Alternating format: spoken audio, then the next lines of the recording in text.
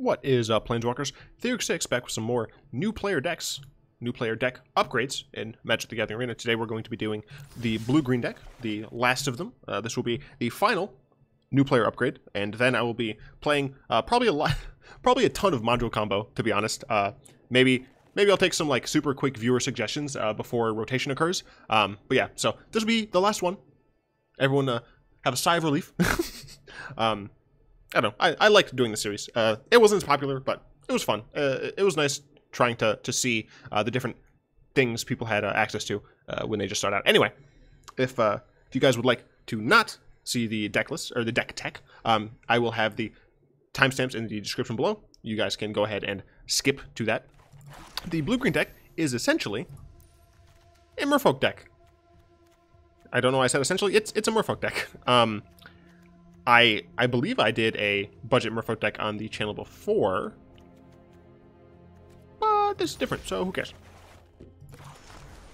Essentially, what I did, just like last time, the cards that really care about +1/+1 counters are rares. They're 2-drops. So I decided not to go that route, and instead I went like the super wide route.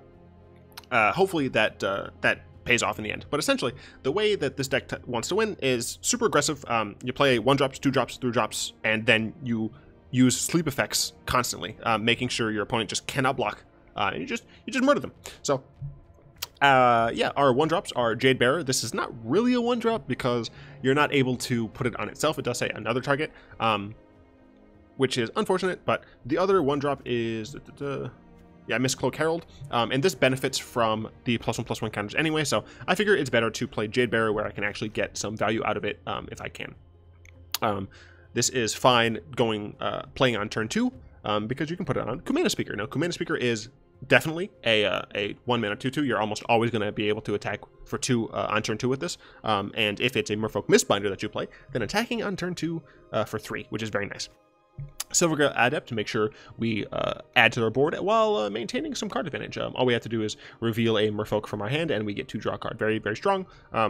Kind of a weak body stat-wise, but we have ways to mitigate that, such as Merfolk Trickster. Merfolk Trickster is one of the many things that taps our opponent's cards down. We are able to play this end of turn, so if we're against a control deck, we're able to play this end of turn to force them to counter it on their turn. Or against a more aggressive deck, we're able to tap something down or make something lose their ability, so we can block more efficiently or we are attacking better, things like that. So very strong card, great addition to the Merfolk repertoire. Merfolk Branchwalker is one of those cards like Silvergill Adept that allows us to stay in the game. Its explorability either gets a land out of the way, or it allows us to filter the top of our deck and make it bigger, which is very nice. Merfolk Mistbinder is a Lord. That is why we're playing it. You could, if you wanted, if you really, really wanted to, play a couple of mirror images. I would suggest no more than 2, because they're almost always going to be copies of Merfolk Mistbinder or Tempest Callers. Those are the strongest effects in the deck, so that's what you usually get. Merfolk or mirror images is totally fine to play. I just don't play it in this deck because I don't like it as much. It's a little too inconsistent. Watertap Weaver is another one of those control-y type things. Instead of Merfolk Trickster, which allows it to untap during their untap step at the benefit of making it so they lose abilities. This makes it so they don't untap. So against an aggressive deck, you're able to play this card, shut down a block, and then shut down an attack, and then shut down another block. So it'll be your turn, tap it down, you attack, they can't block. On their turn, doesn't untap, they can't attack. On your turn now, it still taps, you get another attack. So it's very helpful at just plowing through your opponent. It's very, very strong. A little weak for the body. It's a 3-mana 2/2, but there are ways to make it stronger in the deck. So, Deeproot Waters is how we go wide, very strong against control if we're able to get this out early. This is the card that we want to resolve first against control, because each Merfolk we cast, not that resolves, each Merfolk that we cast after we get this card down is just an additional creature that's harder for our opponent to deal with. Even though they're only 1/1s, they do add up fast, and they do have hexproof, so your opponent can't really mess with them. And that's why we're running 4. We're fine. We don't want multiples, but we're fine with multiples. Hadana's Climb is a fine enchantment. It sits there and does stuff. It's a relatively strong card. Technically, the deck should be probably running Kumena, but Kumena is a mythic. This is a budget new player friendly deck. If you have Kumenas, play it. If you have mythics and you would like to play Merfolk, I suggest making some Kumenas because he is a very strong card, very strong legend. But Hadana's Chime is totally fine. Seafloor Oracle. It's a fun way to stay in shape. It keeps you in the game. We don't have the unblockable Merfolk, so this card is not as strong. As I said way back when I did my budget Merfolk video, I don't even think I played this card because I'm not running the unblockable Merfolk. But we do go wide enough that we are able to get some card draw. And if your opponent is on control and we're able to get in for 2 or 3 attacks with this on the board and just getting 2 or 3 cards, that can often be enough of a refill to just flood. And I do mean that that pun. Flood them with our Merfolk. So if you're running the unblockable version, this is a lot stronger. Tempest Caller. We tap them down and we kill them. That's the entire point of this card. We tap them down and we kill them. And of course, Sleep. We tap them down, keep them tapped down, and we kill them. That's the entire point. We are running 23 lands. You maybe could cut this down to 22, but I'm running so many 4 drops that I'm not comfortable with that. Woodland Stream, I do have 1 in here just because we do have a decent amount of 2-color going on even early on. So 1 Woodland Stream is fine. You want this to be only Hinterland Harbor. So if you can get up to that. Real quick, Mistcaller is, in my opinion, just not strong enough right now. You know, I mean, that's pretty much it. It's just not strong enough. Mistcaller, Herald, and River Sneak are better when you have things that give 1/1 counters. If you know for certain that you're going to be going super wide. I decided to go with more tricksy deck. River Sneak could replace something like Merfolk Branchwalker if you are fine with probably a stronger card. But I like the idea of playing Merfolk Trickster instead. So Naturalize is unneeded. Kopala, kind of unneeded. A lot of our Merfolk are going to be from Deeproot Waters, so they're going to have extra roof anyway. And if your opponent wants to remove one of your cards, they're going to. I'm not going to talk about all of these. This one just costs too much mana to actively use a bunch, so that's why that's not in the deck. Swift is a bad card. And Tatovia is just too slow. It's not the same deck at all. She is a Merfolk, but she just doesn't really get along with what this deck is trying to do. So I'm going to go ahead and get rid of these, which I should have been doing at the time as my clicks go through here. And the reason I'm getting rid of the sideboard is because you want your deck to be as thin as possible when it's getting its rating. You don't want to have something in the deck, in the sideboard, that is like really good, that ups your deck's rating. So, but yeah, I mean, it's a really straightforward Merfolk deck. Most of Merfolk's pieces are super inexpensive, super fine. Going against 2 Heisenberg. I don't know if it's 2 Heisenberg or I Heisenberg or something like that, but it's Heisenberg. This is a fine hand. It's not great, but it's fine. We have a turn 1, turn 2. So we'll be attacking for 3 on turn 2. Very nice. We have a 3 and a 4. It's fine. And we're going first, which is always helpful as an aggro deck. See if our opponent decides to keep their hand. And they do. And we start off with a Kumena Speaker. Oh no, it's a little 1/1. It's going to be bigger soon. So very importantly, I did forget to mention, the +1/+1 counter essentially gives this 1 point of haste. So, ooh, my opponent is on black. I am a little worried that my opponent is going to kill this with something like Fatal Push, but they do not. Very helpful. So if my opponent plays a creature next turn, I can tap it and kill them. Ooh, they're playing black-red. What are you gonna do, opponent? You gonna shock this? You gonna lightning strike this? Lightning strike on this would be so lame. See what they do.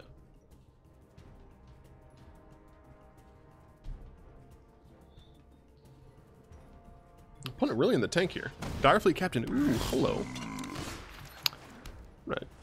Go ahead and tap you down.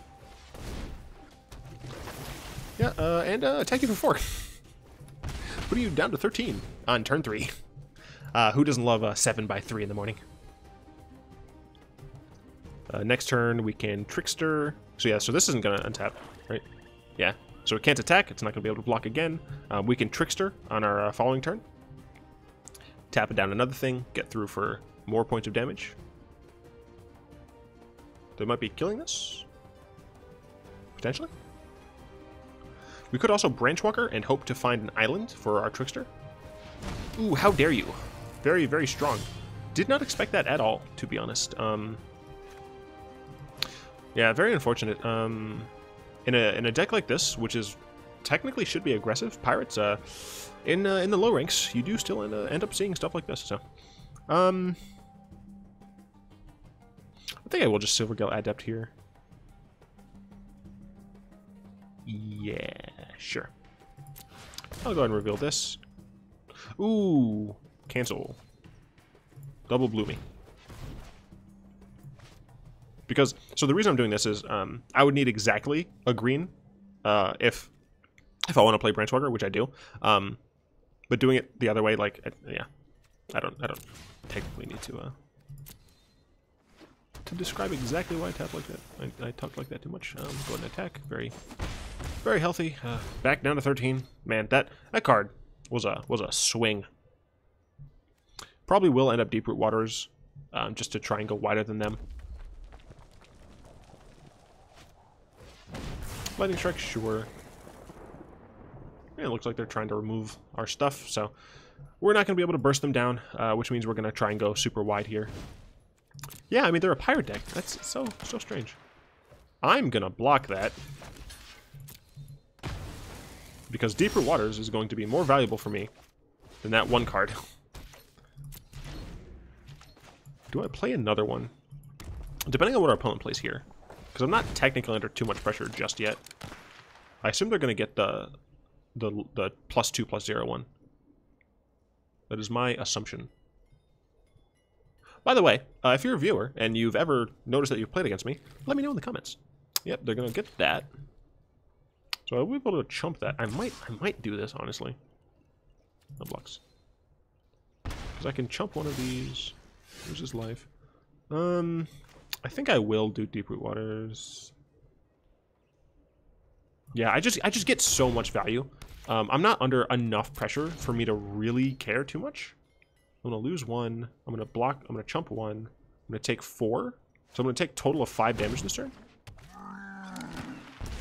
Yep. So I go down 1. Then I chump block one of these. Then I take 4. Yeah. Okay. So that's fine.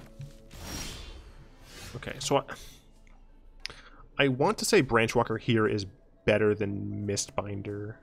One, it trades with one of these, but most importantly, it potentially draws me lands. Does not draw me a land. I'm gonna go and throw that in the graveyard. I don't need a third one. I think 2 is enough here, right? I can even like double block things if I need to. I can chump. So I'm in an okay position. Sure, Lightning Strike is fine. If I need to, I can chump. If I want to, I can double block. Sure. Yeah, so that is a little unfortunate, but each one we cast, we get some value. So sure. So they're trying to get a big creature. Do I want to take 8? No. So I could theoretically double block this in order to kill it, but I don't want to take 8 because he has 2 of these, and I'd be at 4. And just 2 pirates would kill me, so I kind of have to do it like this. I really need one more land here. And ask and you shall receive. I'm gonna go ahead and Branchwalker. Get some stuff. Okay. And I'm going to Trickster on their upkeep, maybe? So I could Trickster this to take less damage, or I can Trickster this so I can lose 1 less damage. I think it's better to Trickster this after they attack. Yeah. I'm not sure. Because I want to kill this. But I'm not sure. I might actually be able to win, potentially. If I tap these down. No, because I'll probably have to block things. Ooh, okay, hello.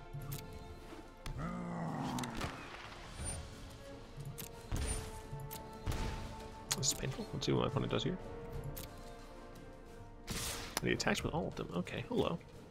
So let's go ahead and Merfolk Trickster. I don't know why you're saying good game, dude. Let's tap this one. And let's block here. Let's block here. Let's double block here. Double block here. And I know what's in his hand, so I know that these double blocks are fine. I'm losing my entire board, but so is he.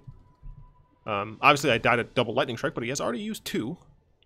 That can't hit me in the face, so probably fine, to be honest. It's because I'm gonna get a bunch of value from my Deeproot Waters. That was dumb.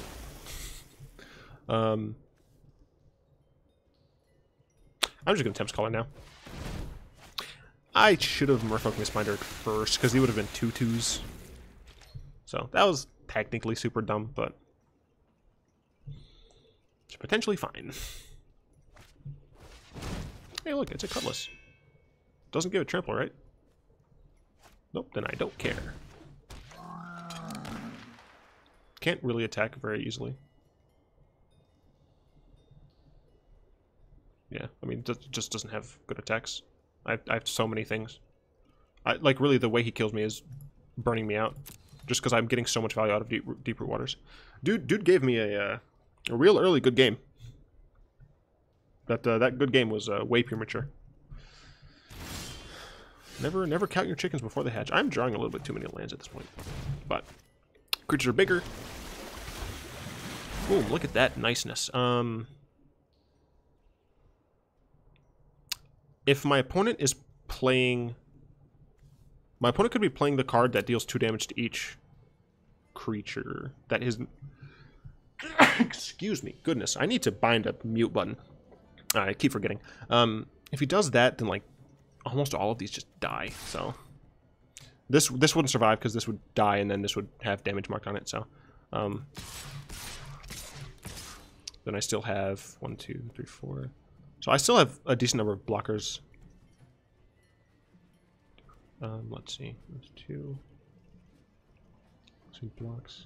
This takes 2, 4, 6. I think it's better to save 1 more back. So one of these definitely dies, because he can just block it easily. And then he takes 7 damage. Or he just takes all of it. Alright, opponent is going to try for the win here. Even if they have that burn spell, this will live, and I can block this. And all I'll need to do is get a good card. Murder, sure, murder's fine. I can just chump these, and then you just die. Now I could BM and say like good game back, but I'm not a person who thinks BM is like good. Like there's just no reason to do it. I'm gonna play this though. Technically, that's a little bit of BM, but I'm going to kill you now.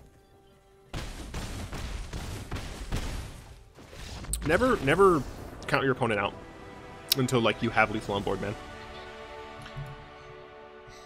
Oops. I kicked my desk.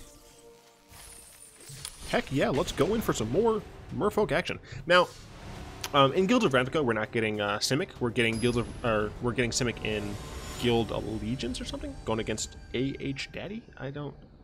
Achievement Hunter? Is that the reference? I don't. That daddy stuff is weird. Oh, we're going first. Very nice. We have a Jade Bearer. We're probably gonna play the Jade Bearer on 1. You know what? We don't need to. This is still fine. We don't need to play Jade Bearer on 1. I would rather trigger off of Deeproot Waters, to be honest. And because it's when it's cast. Ooh, they mulliganed. Nice. This will be on the stack. This triggers. You get a 1/1 with hexproof, and then you can play this. So we're gonna go and play the island first. Yeah, very good hand here. Probably will Branchwalker. If my opponent plays a creature, I'm definitely Branchwalkering. Alright, probably a Branchwalker. Well, yeah, I'll Branchwalker. Next turn, Deeproot Waters seems totally fine. Red, typically, I like the idea of having a lot of things to trigger Deeproot Waters, but I think I'm going to plot this in the graveyard. I don't think I need it. Are they going to kill my Branchwalker? No, they Pyromancer. That is fine with me. I can block if I want to. Probably end up... I probably won't. I'll probably Deeproot Waters first. And then I can, like, Jade Bearer this, and then it'll have 3 toughness I can block, so... No attacks. I'm fine sitting where I am. Next turn I can Branchwalker into Jade Bearer, so that this can be like a 3 toughness guy. Unfortunately, 3 toughness still dies to Lightning Strike, but Castle of Eye. And I'll take the damage here. I don't want to go too low against a mono red deck, but at 16, I'm not horribly afraid. See what our opponent plays here post combat.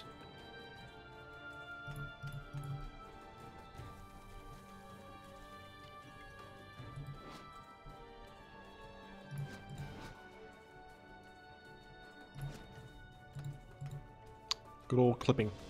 Some real nice clipping going on there. Scorpions, get off my screen. Yes, run away. Go away. Thank you. This is still my favorite board. We didn't get a board with... No, we did get a board with Dominaria. We didn't get one with M19, which I think is fair. We also don't have a Kaladesh board? I think that's correct. Ooh, Guild of Ravnica. If they don't give us a board for Guild of Ravnica, I want to be a little salt. Because, I feel like you could make something great with, like... So in the middle, you'd have, like, the Guild tablet thing. We still connected? Yeah, okay. Ballista for 1. That's fine. Yeah, I'm fine with that. Silvergill Adept.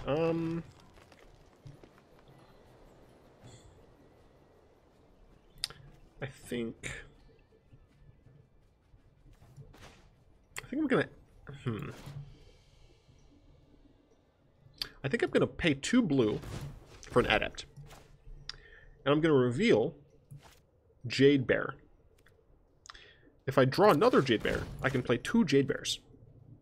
If not, I can play Branchwalker and be fine with that. Opponent, notably, only on 2 lands.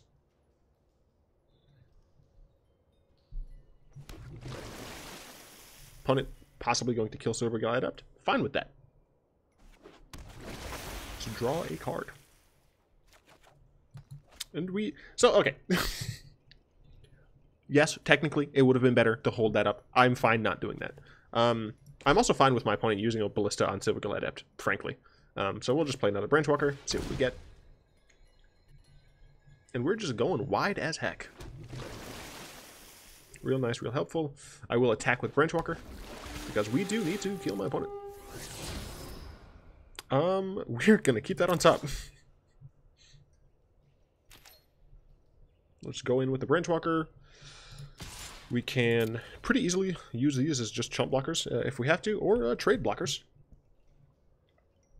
So, my opponent could block here and then snipe the Silvergill. Chose not to. Chose to keep the Ballista around. Probably fair.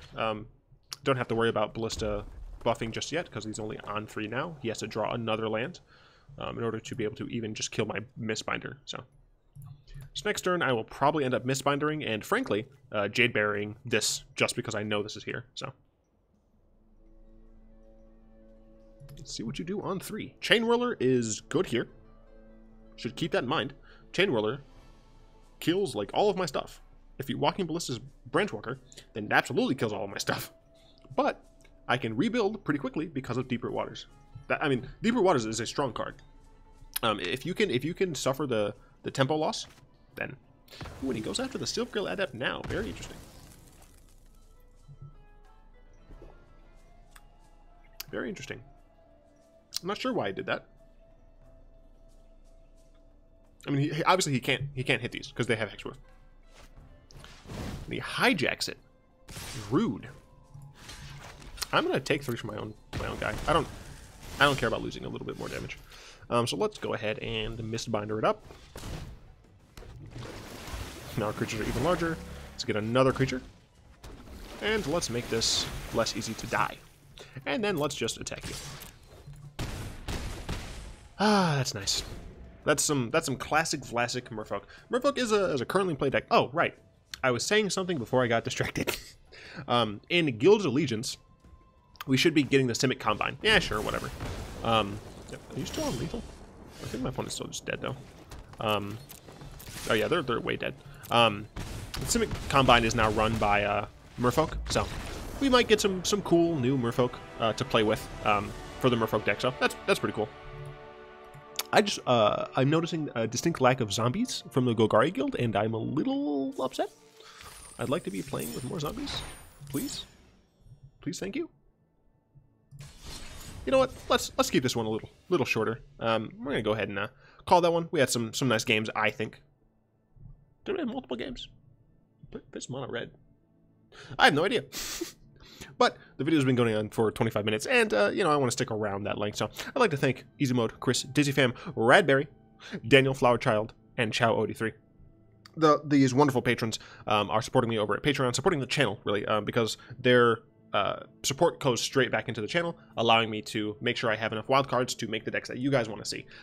So if you would like to join them, or even just suggest specific decks, for example, Radberry, he's the newest patron. He gave me a deck list, so as soon as I'm able to, I'm going to make that deck and make a video for it. It'll probably be coming out in the next few days. Yeah, so if you would like to join them, the link is in the description below. I really hope you guys enjoyed this video, enjoyed this series. I know it was a really long series. It was 15 whole videos, start to finish, but I enjoyed it. Yeah, we're gonna be back to like normal decks. So if you really hated this new player nonsense, we'll be back to normal decks. Specifically, probably just like a bunch of module combo, because that deck is super fun. Yeah, I hope you guys liked it. If you did, go and tap that like button, add a subscription to your mana pool, and cast a comment in the comment section down below. And until next time, I will be one.